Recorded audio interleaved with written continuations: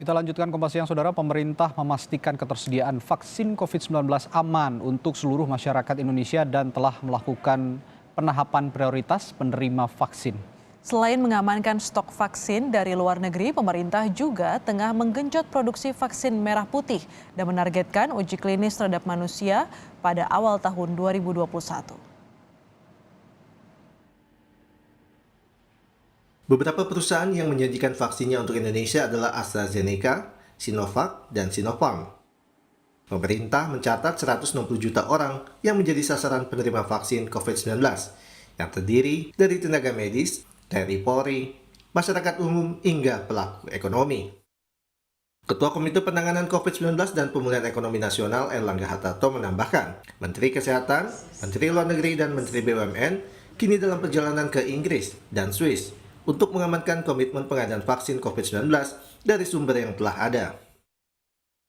Terkait dengan pengadaan vaksin, pemerintah sudah mengeluarkan Perpres 99 tahun 2020 tentang pengadaan vaksin, dan pemerintah sudah menyiapkan pengadaan vaksin, dan saat sekarang Menteri Kesehatan maupun Menteri BUMN sedang negosiasi final dengan AstraZeneca, dan kita menyiapkan untuk pengadaan 100 juta, dan untuk itu diperlukan down payment sebesar 50% atau 250 juta.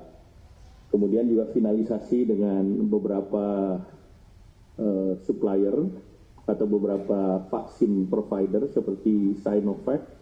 Kita sudah punya schedule detail pengadaan 143 juta, dan ini seluruhnya nanti awalnya akan bekerja sama dengan Bio Farma.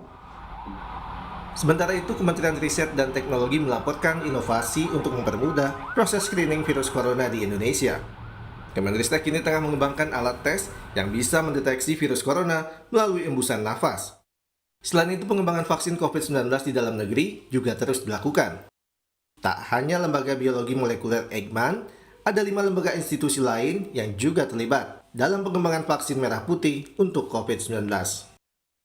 Untuk membantu screening yang lebih akurat sekaligus membantu testing, kami laporkan kepada Bapak Presiden 2 inovasi yang berasal dari dalam negeri yang diperkirakan nanti bisa menjadi solusi untuk mengurangi ketergantungan terhadap PCR test, dan juga solusi untuk screening yang lebih baik, yaitu Ginos yang dihasilkan oleh Universitas Gadjah Mada, di mana Ginos ini intinya mendeteksi keberadaan virus COVID-19 dengan menggunakan hembusan nafas.